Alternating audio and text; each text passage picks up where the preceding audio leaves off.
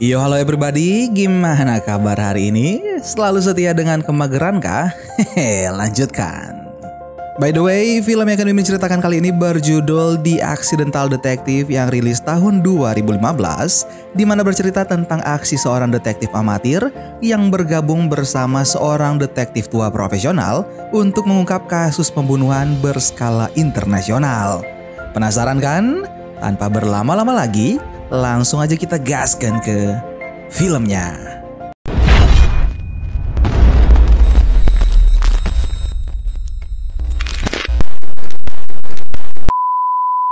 Film diawali dengan memperlihatkan profil kasus pembunuh berantai Ha Seong yang sedang dilakukan oleh Kang Dae-man, seorang blogger pengelola forum kasus terbesar di Korea.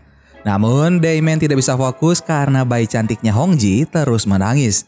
Dae-man menenangkan Hong Ji sampai istrinya datang. Istrinya bernama Mioka. Mioka terpaksa bekerja karena keuangan mereka memburuk.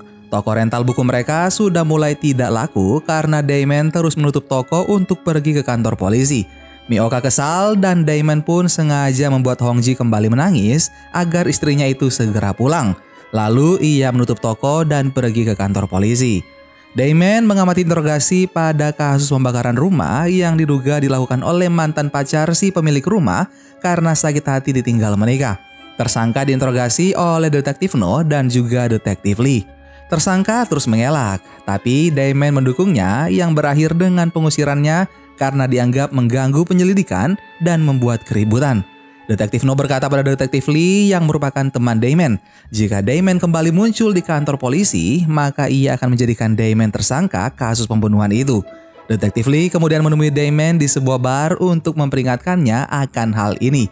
Rupanya Dae-man dulunya satu angkatan dengan Detektif Lee saat mendaftar di kepolisian. Namun ia gagal karena kram otot kaki saat tes kesehatan. Ia menjadi terobsesi memecahkan kasus setelah gagal melamar menjadi polisi. Sepulang dari bar, mereka pun berpisah.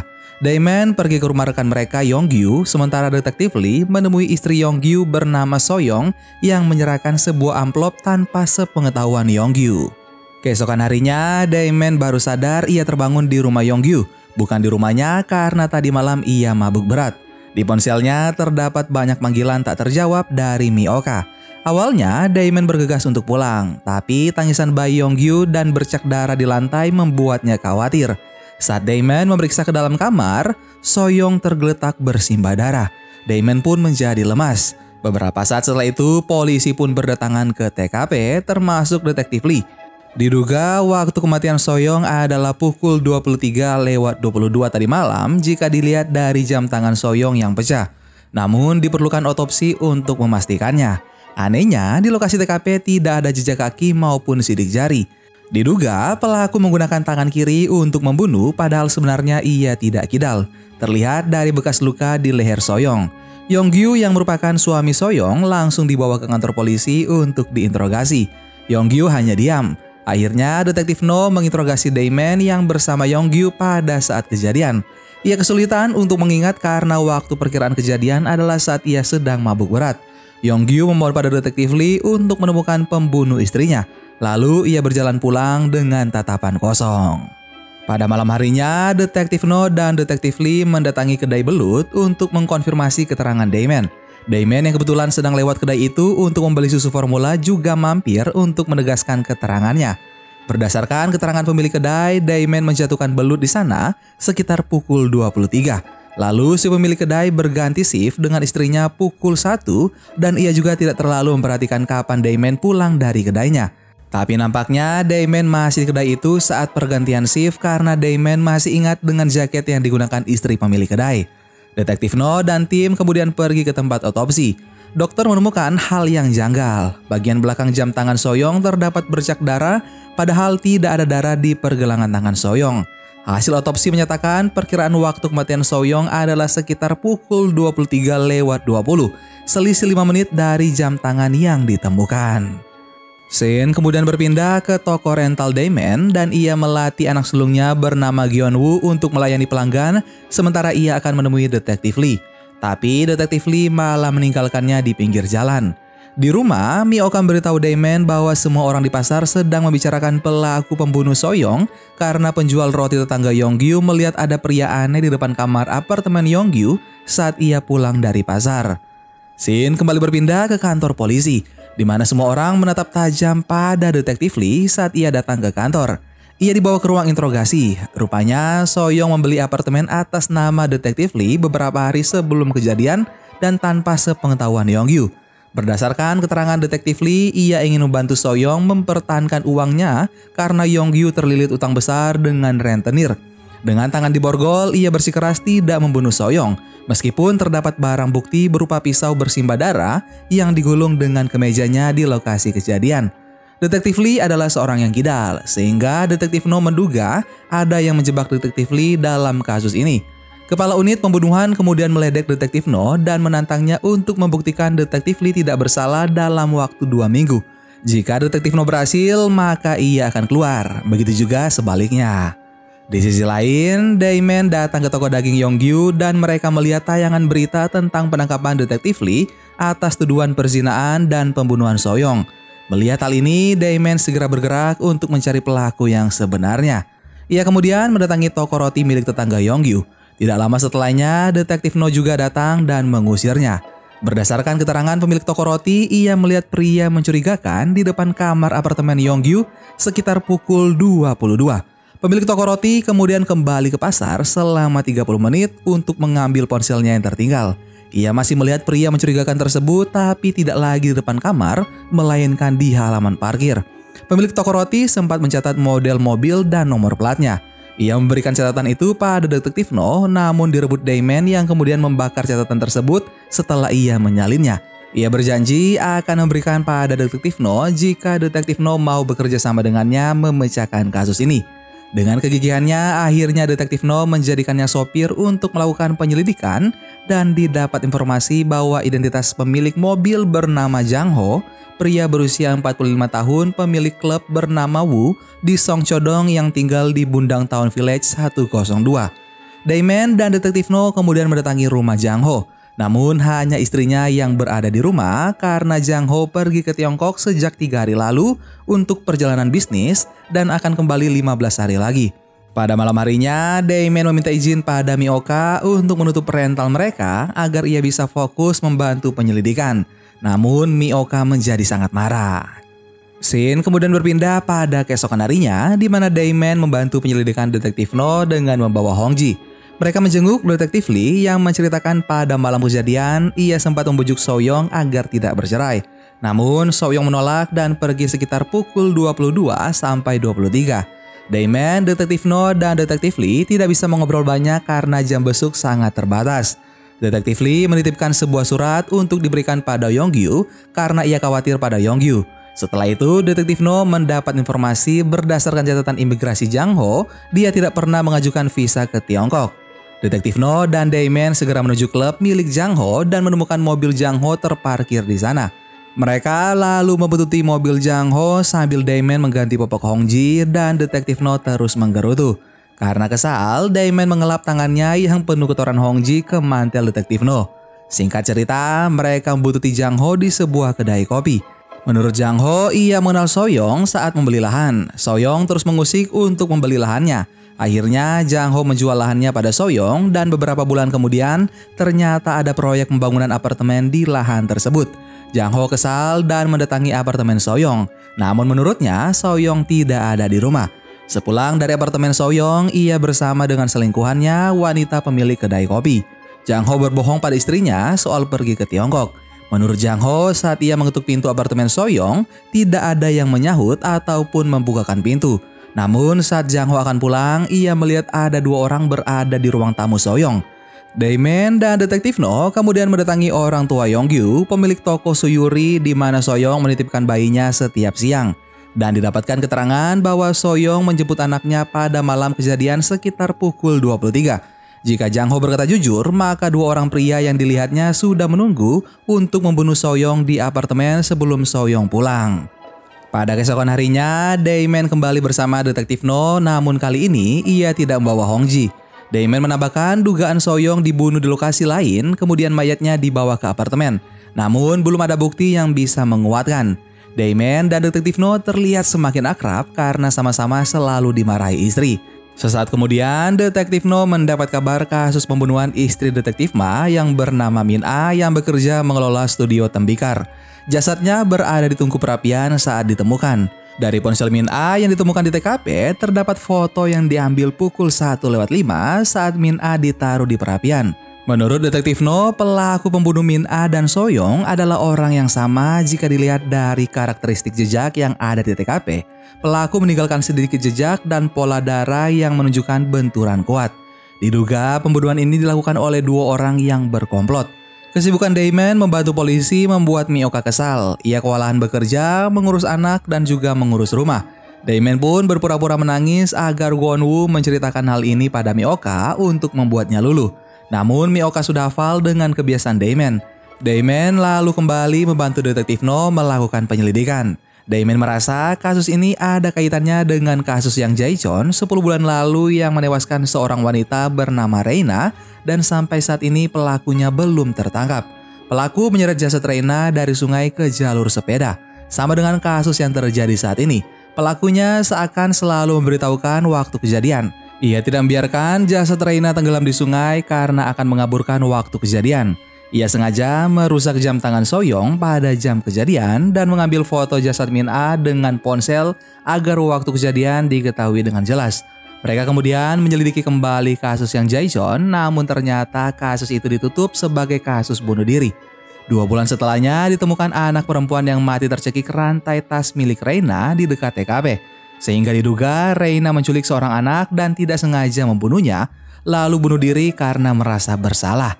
Dari terduga tersangka sebelum kasus tersebut ditutup, Detektif No menemukan terduga yang sama dengan kasus Min A dan ia bernama Lee Yuno, pemuda berusia 27 tahun yang pernah ditangkap oleh Detektif Ma atas tuduhan pencurian dan pemerkosaan 5 tahun lalu di Naegokdong. Ia dijatuhi hukuman 10 tahun penjara namun mendapat remisi 3 tahun sehingga ia bebas tahun lalu.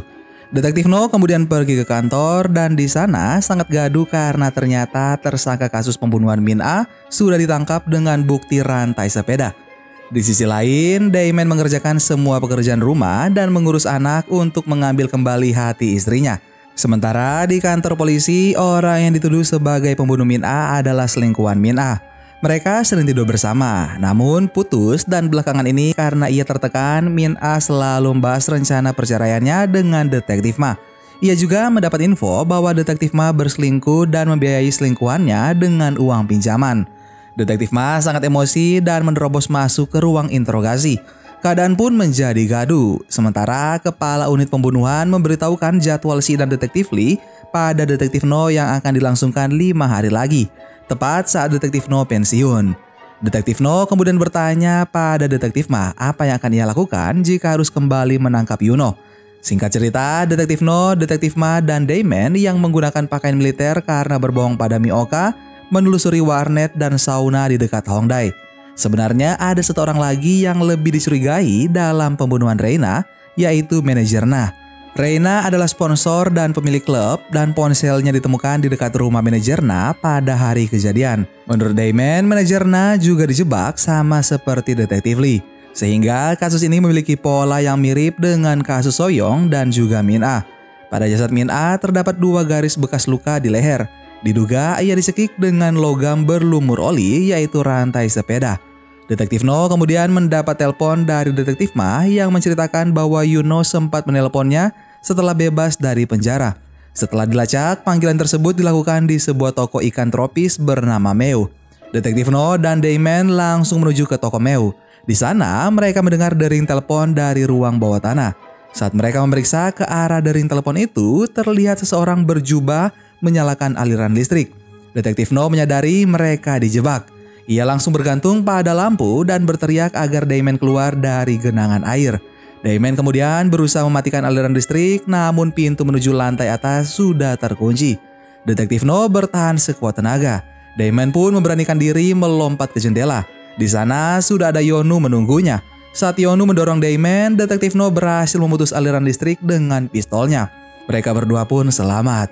Detektif No meminta Damon berhenti membantunya karena hal ini sangat berisiko. dan Damon masih punya keluarga. Tetapi Damon sangat berat untuk tidak ikut campur karena Detektif Lee sudah seperti saudara baginya. Pada keesokan harinya, Damon menghubungi Detektif No namun tidak dapat tersambung. Di sisi lain, Detektif No meminta bantuan pada kelompok gangster untuk mencari Yuno. Sedangkan Damon kembali cekcok dengan Mioka. Mioka kesal karena lagi-lagi Damon tidak memberi uang untuk biaya hidup keluarga. Damon akhirnya emosi dan mengakui ia masih membantu polisi untuk menyelamatkan Detektif Lee dari tuduhan. Karena Detektif Lee sudah sangat baik padanya. Bahkan Detektif Lee mengambil pinjaman agar Damon dan Mioka dapat memiliki rumah tinggal. Ia juga sangat sibuk mencari Geon-woo saat Geon-woo hilang, sehingga ia tidak bisa diam saja. Namun Mioka membantah jika Damon sudah menjadi ayah dan suami yang baik, maka ia sebenarnya tidak masalah Damon membantu penyelidikan berhari-hari. Damon pun meminta maaf. Ia mendapat banyak pelajaran hidup dari menyelidiki kasus ini dan berjanji setelah kasus ini selesai, ia akan berubah menjadi suami dan ayah yang lebih baik. Mioka memutuskan untuk tidak lagi peduli. Di sisi lain, Detektif No yang akan menghadiri persidangan Detektif Lee mendapat info dari para gangster bahwa Yuno akan menjadi otari pada pesta kostum di hutan Seoul Tukseum 1 jam lagi. Sementara Damon merampas ponsel salah satu polisi bawahan Detektif No karena Detektif No tidak mengangkat telepon darinya. Detektif No akhirnya menjemput Damon untuk menangkap Yuno. Damon berkata ia menemukan satu tersangka lain yang diduga membantu Yuno, yaitu Detektif Ma. Mahasiswi yang merupakan saksi dan pelapor kasus pencurian dan perkosaan Yuno juga menjadi korban pembunuhan. Keluarga korban bersikeras bahwa pembunuhnya adalah Lee Yuno dan berpikir orang yang memberitahu lokasi korban pada Yuno adalah polisi yang menangkapnya pada kasus pencurian dan perkosaan, yaitu Detektif Ma. 3 bulan setelah mahasiswi tersebut dibunuh, Yuno dan Detektif Ma menjadi tersangka kasus pembunuhan Yang Jae-jeon yang menewaskan Reina. Saat Detektif Ma masih bertugas di kepolisian Seocho, ia bertemu dengan Reina lewat kasus perdagangan seks ilegal. Detektif Ma juga memiliki keterkaitan dengan keempat korban, yaitu ia tinggal di apartemen yang sama dengan Soyoung, Min A adalah istrinya, mahasiswi adalah saksi kasus, dan Reina adalah kenalannya. Dan jebakan maut yang baru saja mereka alami adalah karena informasi dari Detektif Ma yang mengarahkan mereka ke lokasi tersebut. Detektif No masih belum bisa mempercayai hal ini. Dari berkas kasus pembunuhan Min A, ditemukan jejak daging milik pelaku dengan golongan darah AB di gigi korban dan bukan milik orang yang berada di daftar tersangka. Namun hal ini juga tidak cocok dengan data Detektif Ma karena golongan darahnya adalah O. Saat Min A tewas, Detektif Ma juga sedang bertugas. Sesampainya di hutan Seoul Tukseum, Detektif No meminta Damon untuk diam saja. Namun para gangster yang sudah berada di sana menyapa Detektif No sehingga Yuno menyadari dirinya akan ditangkap. Yuno pun segera kabur dengan mengendarai sepeda, lalu disusul oleh Detektif No. Detektif No kewalahan saat mengejar di tanjakan. Ia disalip oleh motor penjual balon yang ternyata dikendarai oleh Damon yang langsung menabrak Yuno. Yuno melempar Damon dan kembali kabur.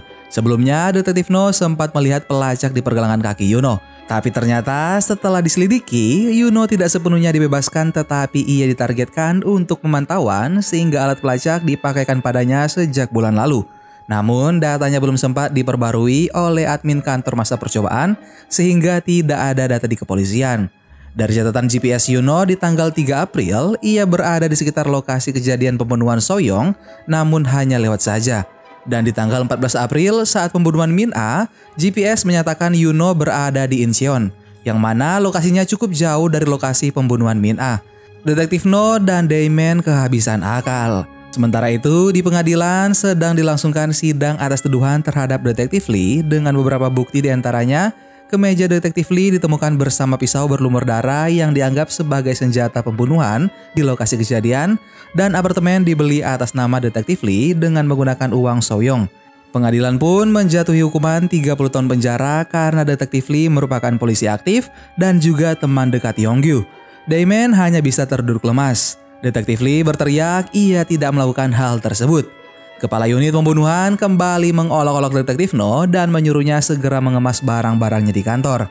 Detektif No bertekad untuk menangkap Yuno karena menurutnya ada sesuatu yang pasti diketahui oleh Yuno. Dalam perjalanan menuju lokasi Yuno, Damon terus memikirkan apa yang mereka lewatkan sehingga tidak bisa memecahkan kasus ini. Sementara di rumah, Mioka merenungi tagihan-tagihan yang belum terbayar. Ia juga mendapat teguran karena sudah jarang masuk mengajar les, bahkan terancam akan dipecat. Damon yang masih berada di perjalanan bersama Detektif No memperkirakan akan ada satu korban lagi malam ini, yaitu istri Han Tae-woong. Ia menduga Detektif Ma adalah otak dari semua pembunuhan ini. Berdasarkan analisa Damon yang merujuk pada salah satu trik di novel fiksi misteri, ada trik bernama pembunuhan pertukaran, di mana pelaku menukar korbannya dengan pelaku lain. Misalnya, Yuno ingin membunuh mahasiswi yang melaporkannya, tetapi tentu ia tidak bisa melakukan hal itu karena jelas ia akan menjadi tersangka utama. Damon menduga Detektif Ma menawarkan diri untuk membunuh mahasiswi tersebut, sementara Yuno akan membunuh target Detektif Ma, yaitu Reina yang bukan kerabatnya melainkan selingkuhannya. Setahun kemudian, Detektif Ma merencanakan pembunuhan pertukaran lain untuk membunuh istrinya yang berselingkuh. Alasan para pelaku ini memberitahukan waktu kejadian agar mereka bisa menciptakan alibi dengan jelas. Dan menurut Damon, pelakunya ada 3 orang. Mereka membunuh berpasangan dan 1 orang lainnya membuat alibi. Detektif Ma juga merekrut 2 anggota baru, yaitu Jang Ho dan Han Tae-woong yang memiliki golongan darah AB. Namun, Detektif No masih tidak mempercayai dugaan Damon. Han Tae-woong sedang ditahan 1 hari setelah pembunuhan Min Ah, istri Detektif Ma, dengan dugaan kekerasan terhadap istri dan anak tirinya. Ia akan dilepas besok dan kemungkinan istrinya akan dibunuh oleh rekan pembunuhan pertukarannya malam ini agar ia terbebas dari tuduhan dengan alibi ia masih ditahan di kantor polisi. Detektif No akhirnya mau mendengar lebih jauh. Damon menduga pelaku pembunuhan malam ini adalah Detektif Ma ataupun Jang Ho. Pembunuh Min Ah adalah Jang Ho dan Han Tae-woong. Pembunuh So-young adalah Detektif Ma dan Han Tae-woong. Detektif No kemudian menanyakan apa kemungkinan alasan Jang Ho berada di TKP pembunuhan So-young 1 jam sebelum kejadian jika ia juga terlibat. Damon pun tidak bisa menjawab dan akhirnya Detektif No menurunkannya di pinggir jalan. Damon naik taksi menuju rumah istri Han Tae-woong yang diduga akan menjadi korban malam ini. Namun yang berada di rumah hanya anaknya. Menurut keterangan anaknya, ibunya sedang dalam perjalanan menuju ke lokasi ayah kandungnya. Damon kemudian mengejar istri Han Tae-woong dengan taksi, sementara Detektif No menuju lokasi Yuno. Di sana, Yuno melompat ke danau bersama mobilnya yang ternyata sudah dipasang jebakan sehingga Detektif No juga ikut terseret ke dalam air. Damon terus menelpon Detektif No namun tidak mendapat jawaban. Di danau, Yuno berusaha naik ke atas tapi ia dicegat oleh Detektif No. Mereka pun saling serang, keduanya berhasil naik ke daratan. Detektif No mendesak Yuno memberitahukan siapa yang menyuruhnya. Sementara itu, Damon mengikuti istri Han Tae-woong sampai ke sebuah gedung kosong. Ia menemukan istri Han Tae-woong terlempar dari lantai atas dan sudah sekarat. Ia juga bertemu dengan kedua pembunuh. Mereka adalah Detektif Ma dan juga Yong-gyu. Ternyata, satu pelaku lainnya adalah Yong-gyu bukan Jang Ho. Yong-gyu memanfaatkan Damon untuk menciptakan alibi. Yong-gyu sempat terduduk lemas, tapi Detektif Ma mengangkatnya untuk kembali berdiri. Ia berkata agar adil, kali ini giliran Yong-gyu yang membunuh. Detektif Ma mengajar Damon dan Yong-gyu mendekati istri Han Tae-woong. Seperti dugaan Damon, pembunuh So-young adalah Detektif Ma dan Han Tae-woong. Pembunuh Min Ah adalah Han Tae-woong dan Yong-gyu. Detektif Ma mencuci otak mereka dengan mengatakan mereka tidak membunuh istri orang lain, tetapi membunuh istri sendiri karena mereka berselingkuh. Saat Yong-gyu mengayunkan kapaknya, Damon menyergap Yong-gyu dan berusaha menyadarkannya. Rupanya, Detektif Ma yang menghasut Yong-gyu untuk membunuh istrinya dengan menuduh So-young berselingkuh dengan Detektif Lee dan membeli apartemen atas nama Detektif Lee untuk mereka tempati bersama. Namun sebenarnya, semua yang dilakukan Detektif Lee adalah untuk Yong-gyu. Ia meyakinkan So-young agar tidak bercerai dengan Yong-gyu dan membantu memegang aset So-young sampai hutang Yong-gyu lunas. Yong-gyu masih tidak percaya. Damon kemudian memberikan sepucuk surat titipan Detektif Lee sebelum ia dipukuli oleh Detektif Ma dengan tongkat golf. Ia juga berkata bahwa Detektif Lee selalu mencemaskan Yong-gyu padahal ia sendiri sedang dijebak. Berkat surat itu, Yong-gyu akhirnya tersadar dan mencegah Detektif Ma membunuh Damon. Detektif Ma menembak Yong-gyu lalu menembak Damon, tapi nyawa Damon terselamatkan berkat kedatangan Detektif No. Begitu juga dengan istri Han Tae-woong. Berita kejadian ini pun menyebar dengan cepat dan unit pembunuhan mendapat sorotan tajam karena memenjarakan Detektif Lee yang tidak bersalah dan membiarkan Detektif Ma berkeliaran. Sementara itu, Damon mendapat perawatan intensif karena cedera yang ia alami. Detektif No menjenguknya dan ia berniat untuk membuka kantor detektif swasta dan mengajak Damon untuk bergabung. Damon bersedia asal istri mereka mengizinkan. Setelah sembuh, Damon digugat cerai oleh Mioka, namun Damon memohon untuk tidak diceraikan. Scene kemudian berpindah di sekolah di mana Geon-woo berteriak bangga melihat ayahnya terpampang di televisi sebagai penerima penghargaan warga pemberani dari presiden. Ia juga menyatakan cintanya pada Mioka. Film pun ditutup dengan scene penerimaan rekrut untuk kantor detektif swasta yang didirikan oleh Detektif No dan juga Damon. Dan film The Accidental Detective pun selesai. Gimana guys film detektif-detektifan kita kali ini? Silahkan kalian komen di bawah ya. Terima kasih banyak buat kalian sudah nonton video ini sampai akhir. Sampai ketemu lagi bareng Mimin Guantong di film-film seru dan detektif-detektifan selanjutnya. Dan 3 hal yang tak bisa lama disembunyikan: matahari, bulan, dan kebenaran. Dadah!